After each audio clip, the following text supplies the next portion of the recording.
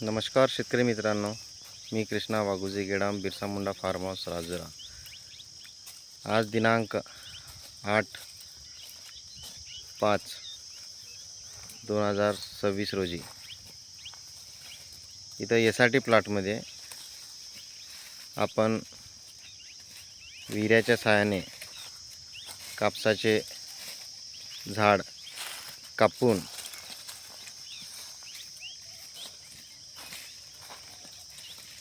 नैसर्गिक पद्धतीने मल्चिंग करत आहे। बघा,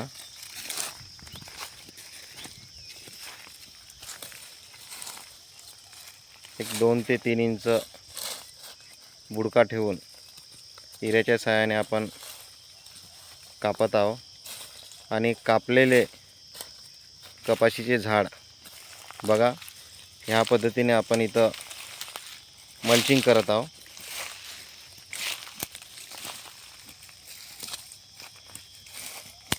ह्या मल्चिंगमुळे जमिनीची धूप होत नाही, तसेच हे 3 ते 4 महिन्यामध्ये कुजून सेंद्रिय कर्बोदकामध्ये रूपांतर होतो। बघा शेतकरी मित्रांनो, ह्या व्हिडिओमध्ये आपण ह्या पद्धतीने विहिऱ्याच्या सहाय्याने कापणी करत आहोत। याच्यात विशेष आपल्याला म्हणजे बेड तसंच ठेवून न नांगरता, न डवरण करता, न रोटावेटर मारता, इथं बिलकुल ट्रॅक्टर न चालवता या पद्धतीने आपण SRT प्लॉटमध्ये काम करत आहोत। याच्यात मुख्य असं आहे की बघा, या व्हिडिओत पहा, एका 2 बेडच्या मधामध्ये आपण कापलेले कापसाचे फणकट मल्चिंग करत आहे आणि बाजूच्या दुसऱ्या तासामध्ये आपण हे खाली ठेवत आहोत। हे खाली ठेवण्याचा उद्देश असा आहे याच्यात की आपण जेव्हा दुसरे बियाणं लागवड करतो, ते लागवड करताना ह्या तासाच्या चालून आपण इथं लागवड करता येईल।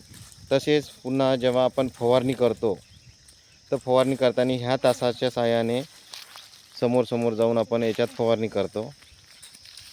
ह्या तासामध्ये आपण मल्चिंग केल्यामुळे इथं आपल्याला चालायला अवघड होते, त्याकरिता ह्या तासामध्ये आपण टाकलेली नाही आहे। पण मागच्या वर्षी ह्या तासामध्ये आपण टाकले होतो, तर ह्या वर्षी दुसऱ्या तासात टाकत आहोत। याच्यामुळे संपूर्ण जमीन आपली सेंद्रिय कर्बामध्ये रूपांतर होते।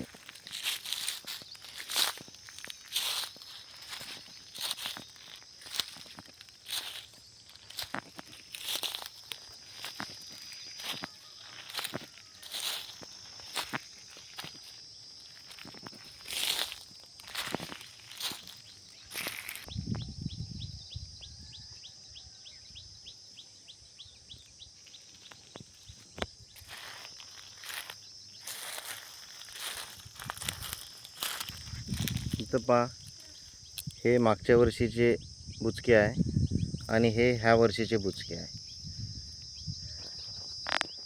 हे मूळ आणि खोड हे मागच्या वर्षीचे आहे आणि हे ह्या वर्षीचे मूळ आणि खोड आहे।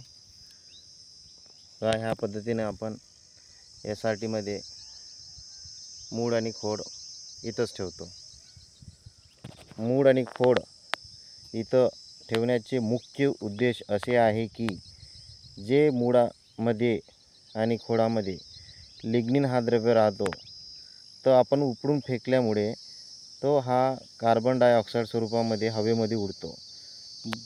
बूड आणि मूळ इथंच जमिनीत इले न हलवता न खोदता इथंच ठेवल्यामुळे हा लिग्निन द्रव्य रिस्टोर जमिनीमध्ये होतो। तसेच हे कपाशीचे जे मूळ आहे, मिनिमम 1 मीटर जमिनीच्या खोल जातो आणि हे पसरलेले मुळ्या कुजून सेंद्रिय कर्बामध्ये रूपांतर होतो आणि इथे मुळांचे जे कुजल्यानंतर जे छिद्र राहतात त्या छिद्रावाटे ऑक्सिजन जमिनीत पोचतो, तसेच पावसाचे पाणीसुद्धा त्या छिद्रावाटे जमिनीमध्ये स्टोअर होते.